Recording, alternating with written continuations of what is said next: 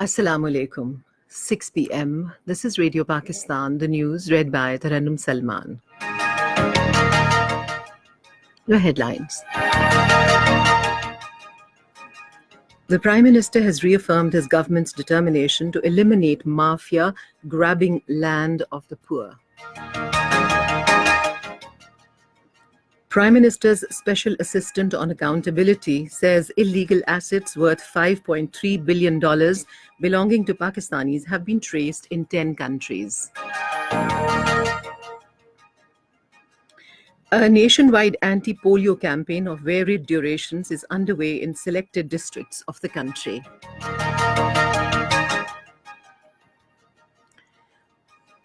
Pakistan and Iran have agreed to strengthen border management cooperation to counter abductions and other illegal activities. In occupied Kashmir, students of Central University of Kashmir held a protest demonstration against illegal detention of fellow students in Srinagar today. In Afghanistan, 8 people were killed in a suicide attack near a police checkpoint in Kabul today. Now the news in detail. Prime Minister Imran Khan has expressed the determination to provide justice to all citizens of the country without any discrimination. He was presiding over a meeting in Islamabad today held to review the overall law and order situation and the ongoing operation against the land mafia.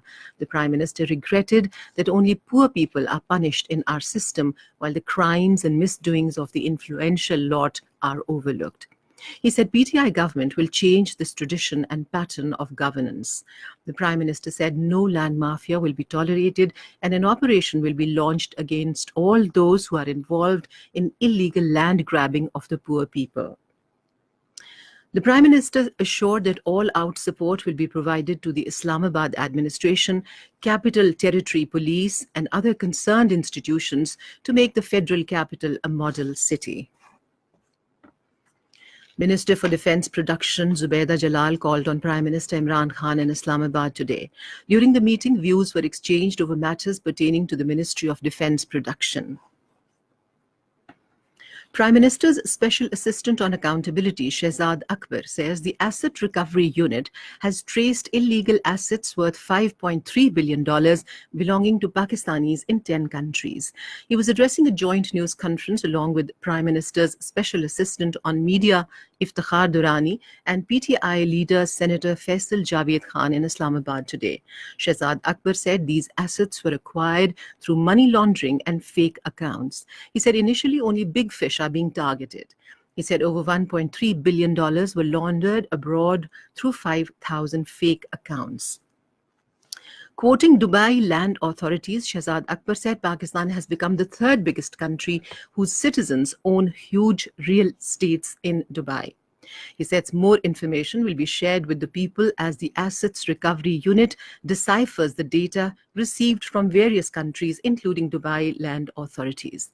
Prime Minister's Special Assistant on Media, Iftikhar Durrani, on the occasion said properties worth $15 billion were acquired by Pakistanis in Dubai only during the last 10 years. He said Assets Recovery Unit is working in collaboration with other institutions to trace the ill-gotten money. Senator Faisal Javed Khan said PTI government is committed to curb corruption and money laundering at all costs as per its election manifesto. Minister for Professional Education and Training Shafqat Mahmood has said the government is striving hard for introducing uniform syllabus in the country. Addressing a news conference in Islamabad today, he said we are going to present recommendations to the Prime Minister regarding uniform syllabus. He said a national curriculum committee will be formed for this purpose. The minister emphasized on improving the standard of education, linking the education with job market and promotion of skill development in the country. Minister of State for Interior Shehryar Afridi says the government will provide all possible resources to law enforcing agencies to maintain law and order and protect the lives and properties of the people. Addressing a function held at Islamabad police lines today to pay homage to the martyrs of police, he said proposal of a special package will soon be presented to the Prime Minister to provide state-of-the-art equipment to police. He said Pakistan is a peace-loving sovereign country and will never accept any dictation, keeping in view our national interests. The Senate today resumed debate on motions regarding terms and conditions of all types of loans taken by the government, recent price hike in gas and electricity prices, and the recent dharna. Taking part in the discussion, Senator Faisal Javed Khan said the government is taking concrete steps to enhance the exports of the country.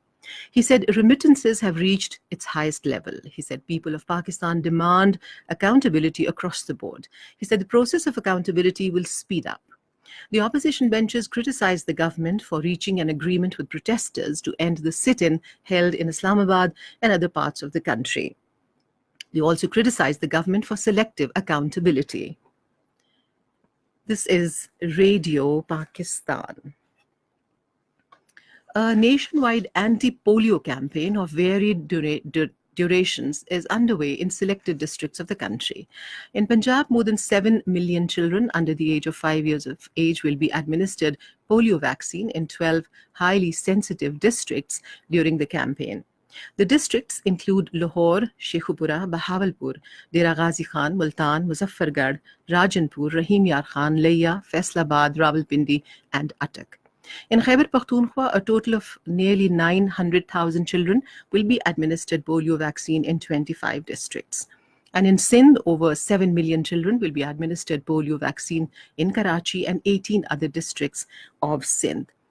In Balochistan, more than 1.3 million children will be given polio vaccine in 15 districts.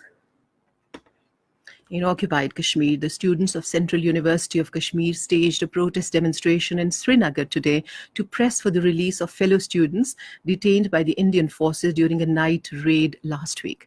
According to Kashmir Media Service, dozens of students of the university gathered at the press enclave in Srinagar and demanded the release of two students, Sohail Ahmed and Muhammad Ismail, who were arrested from their rental accommodation outside the university on fake charges.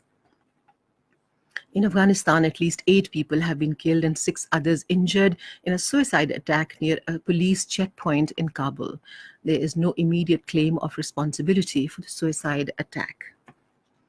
China has called for an open world economy in the face of rising protectionism and unilateralism. In an article in Singapore's Straits Times newspaper, the Chinese Premier Li Keqiang said China has opened its door to the world and will never close it, but open it even wider. Special International Affairs Advisor to Iran's parliament, Amir Abdul Al-Hayyan, has said the US and NATO are applying a double standard in Afghanistan, therefore the region should be wary of ongoing developments. Talking to Afghanistan's ambassador to Tehran, Nasser Ahmad Noor, he said the White House is always obsessed with its own interests and is supporting the organized presence of terrorists in the region in order to increase the pressure on the countries that do not have the same stance. In Uganda, at least 9 students have been killed when a fire broke out at a school in Mania town in Rakai district. And finally, the weather. Mainly cold and dry weather is expected in most parts of the country during the next 24 hours. However, rain, thunderstorm with snowfall over the hills is expected at isolated places in Malakand, Hazara, Mardan, Kohat, Peshawar, Bannu, Rawalpindi divisions, Islamabad, Kashmir and Gilgit-Baltistan. And before we end the bulletin, here once again are some of the headlines. Prime Minister has reaffirmed the government's determination to eliminate mafia grabbing the land of the poor. Prime Minister's Special Assistant on Accountability says illegal assets worth $5.3 billion belonging to Pakistanis have been traced in 10 countries. A nationwide anti-polio campaign of varied durations is underway in selected districts of the country. Pakistan and Iran have agreed to strengthen border management cooperation to counter abductions and other illegal activities. And that is the end of the news. For more news and analyses, log on to our website radio.gov.pk and also watch live video streaming of our bulletins on the link facebook.com/Radio Pakistan News Official.